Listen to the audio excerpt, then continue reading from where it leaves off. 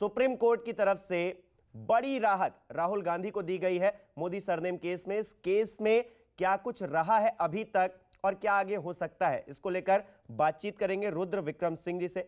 Supreme court के अधिवक्ता हैं, हमारे साथ जुड़े हैं। रुद्र विक्रम जी, बहुत बहुत स्वागत है आपका न्यूज़ 24 पर। नमस्कार विक्रम साहब, सबसे पहले तो मैं समझना चाहूंगा, ये जो वर्डिक्ट दिया गया है, राहुल गांधी को जो राहत दी गई है, उसका आधार क्या है? सुप्रीम कोर्ट ने इस पूरे मामले में क्या कुछ कहा है? देखिए, इसके जो मेन तीन आधार जो ऑनरेबल सुप्रीम कोर्ट ने जब अपना जजमेंट लिखवाया तो उसमें तीन आधार बेसिकली उन्होंने माना।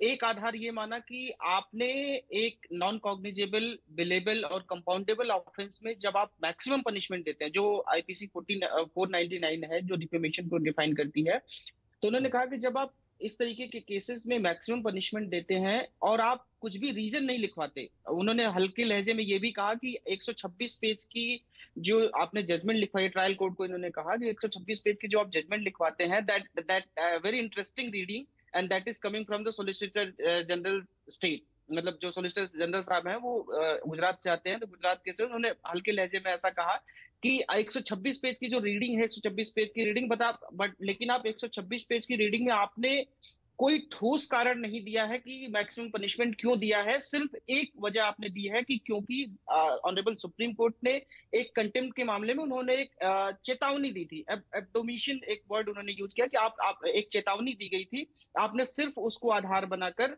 एक व्यक्ति को जो कि एक पीपल रिप्रेजेंटेटिव है, और दो कारण उन्होंने और बताए कि एक तो आप पिटिशनर का राइट आप इसको मार रहे हैं, दूसरा जो वोटर्स का राइट मार रहे हैं, क्योंकि वोटर्स जिन्होंने उन्हें चुना है, जो उनके वकील का भी कंटेंशन था कि हम ऑलरेडी 2 टर्म नहीं जा पाए पार्लियामेंट, तीसरे टर्म में भी हो सकता है और आगे वाले टर्म में भी हो सकता है ना जा पाए, या हो सकता है 8 साल के लिए ना जा पाए अगर हमारा कन्विक्शन स्टे नहीं हुआ। तो ये मेनली तीन आधार को मानते हुए ऑनरेबल सुप्रीम कोर्ट ने ये कन्विक्शन पे स्टे किया जी। एक तो लोअर कोर्ट ने सजा सुनाई, उसके बाद हाई कोर्ट ने उसे कायम रखा और अब सुप्रीम कोर्ट ने राहत दी है। तो सुप्रीम कोर्ट ने ऐसी किन चीजों पर ज्यादा ध्यान दिया है जिस पर हाई कोर्ट या लोअर कोर्ट ने नहीं दिया और सजा दी है? देखिए, इसमें एक कोर्ट और बीच में सेशन कोर्ट भी थी। जब पहला अपील इन्होंने सेशन कोर्ट में डाली थी, फिर हाई कोर्ट गए थे, फिर सुप्रीम कोर्ट आए हैं। जी। तो ऑनरेबल कोर्ट ने दोनों कोर्ट्स को उन्होंने कहा कि जो अपीलिएट कोर्ट है और हाई कोर्ट है, उन्होंने हालांकि बहुत लंबा चौड़ा जजमेंट लिखवाया है, लेकिन इस बात पे किसी भी कोर्ट ने ये ध्यान नहीं दिया कि जो इस तरीके के मामले होते हैं, जो सिंघवी साहब का भी जो कंटेंशन था, सिंघवी साहब का जो अपना सबमिशन था, उन्होंने ये कहा कि मैं सोसाइटी के किसी अगेंस्ट में काम नहीं कर रहा हूं। मतलब मैंने कोई रेप या मर्डर का कोई ऐसा चार्ज नहीं है मेरे अगेंस्ट में। मेरे अगेंस्ट में एक बीजेपी द्वारा, एक किसी पार्टी विशेष द्वारा एक कंप्लेनेंट है, क्योंकि 13 करोड़ लगभग मोदी समाज के लोग हैं, लेकिन किसी ने कंप्लेन फाइल नहीं किया। एक अलग एक व्यक्ति ने फाइल कर दिया कंप्लेन, और ऐसा कोई rarest of the rare crime नहीं है मेरा। एक ऐसा स्टेटमेंट है जिस स्टेटमेंट को उन्होंने कहा कि हमें याद भी नहीं है कि मैंने स्टेटमेंट ऐसा कभी दिया था।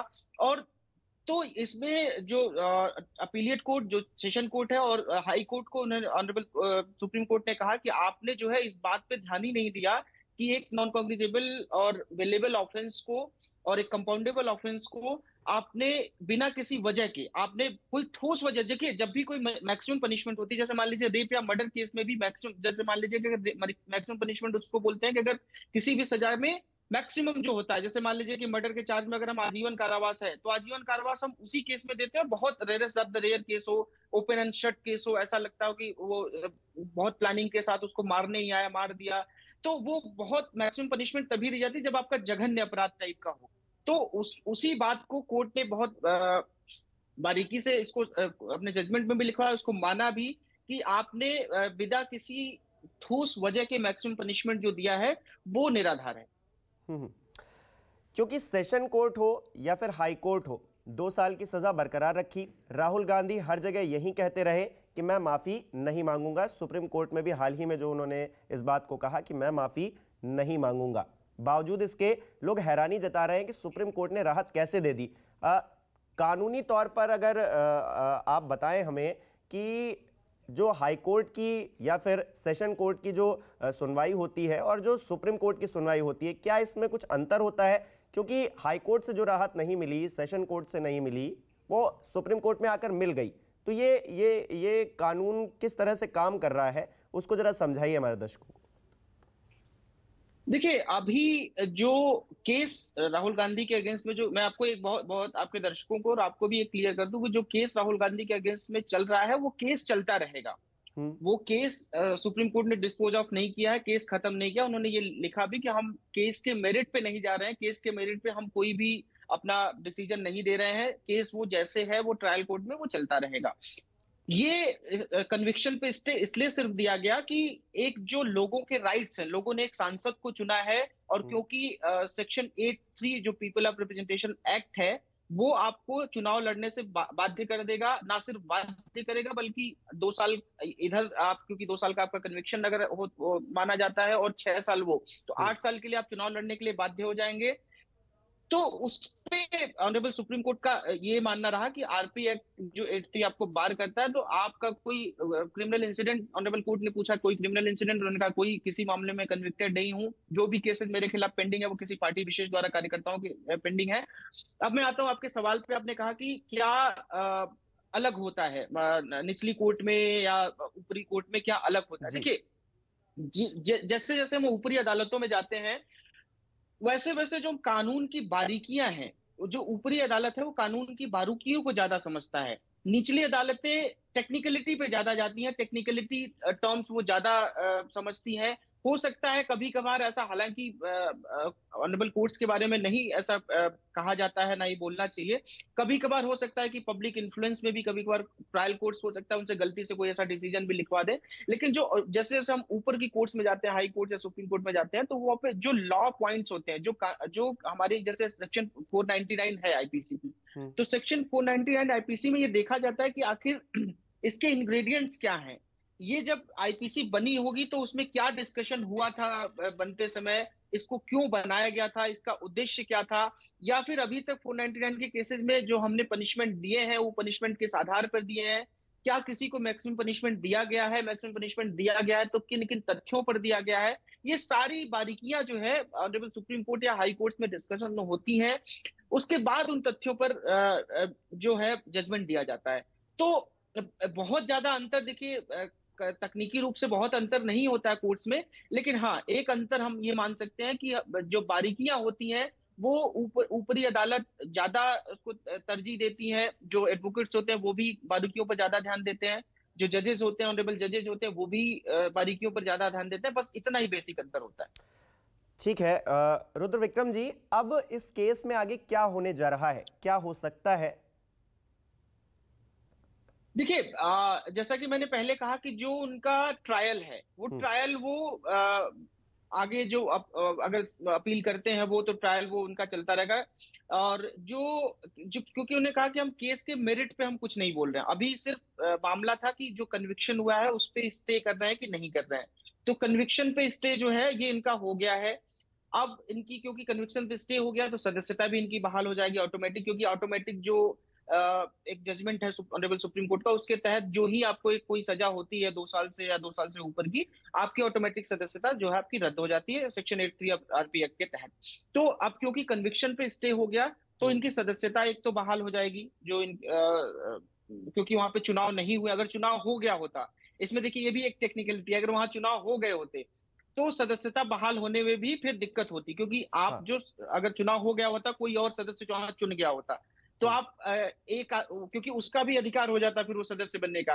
तो अगर इस बीच में, जैसे कई जगहों पे हमने देखा, जैसे एक यूपी में रामपुर में हमने देखा कि वहां पे कोर्ट ने इनकी जो कन्विक्शन था उसको, ऊपरी अदालतों ने, हाई कोर्ट ने उनके कन्विक्शन को खत्म कर दिया। लेकिन क्योंकि वहां चुनाव हो चुके थे, दूसरे सदस्य मनोनीत हो गए थे, आजम खान की केस की मैं बात कर रहा हूँ, तो वहां पे उनको रीइंस्टेट नहीं किया जा सकता था। तो यहाँ पे एक टेक्निकलिटी यहाँ फंसती, अगर चुनाव हो जाते, कोई और सदस्य चुन जाता, तो वहां पे ये दिक्कत फंसती। लेकिन वहां क्योंकि चुनाव नहीं हुए वायनाड में, तो ये तो एक तो ये सदस्यता इनकी वापस बहाल हो जाएगी। और जो भी इनको जो सजा हुई है या फिर जो जो ऊपरी अदालतों में जो अपील किया है सुप्रीम कोर्ट में, वो एज इट इज वो चलता रहेगा। वो एक लंबा प्रोसेस होता है, वो ट्रायल का जो सारी चीजें, वो बहुत लंबा प्रोसेस है, वो अपना चलता रहेगा। उस यानी पे कि सुप्रीम फिलहाल कोर्ट के का लिए जो ये केस चलता रहेगा, लेकिन राहुल गांधी को इस केस में राहत ये मिल गई है कि उनको अब फिर से संसद जाने का मौका मिलेगा, अब वो चुनाव लड़ पाएंगे 24 का।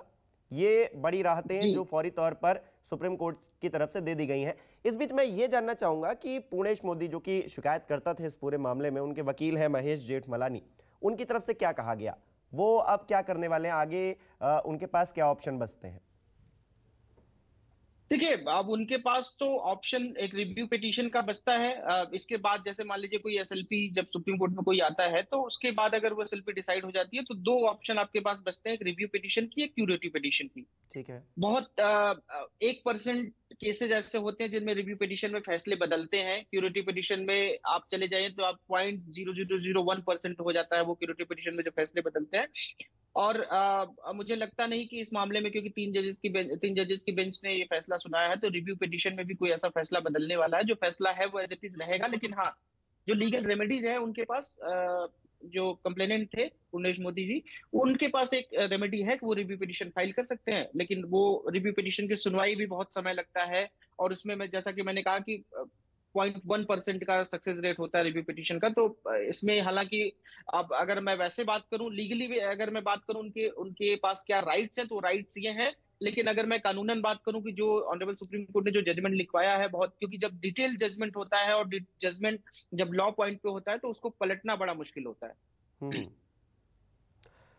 अच्छा रुद्र विक्रम जी, क्योंकि बात हमने वहीं से शुरू भी की थी, सुप्रीम कोर्ट ने हाई कोर्ट और जो सेशन कोर्ट था उसके फैसले पर भी प्रश्न चिन्ह खड़ा किया है। ये कितनी बड़ी बात है अपने आप में, और क्या ये एक उदाहरण भी पेश करेगी जो लॉ के लोग हैं, जो वकालत करते हैं, जो जजेस हैं, उनके लिए भी, एक कि मैक्सिमम सज़ा किसी मामले को लेकर देना, उसको लेकर क्या प्रश्न चिन्ह नहीं खड़ा करती है सुप्रीम कोर्ट का जो आज का वर्डिक्ट आया, जो फैसला आया उसको लेकर?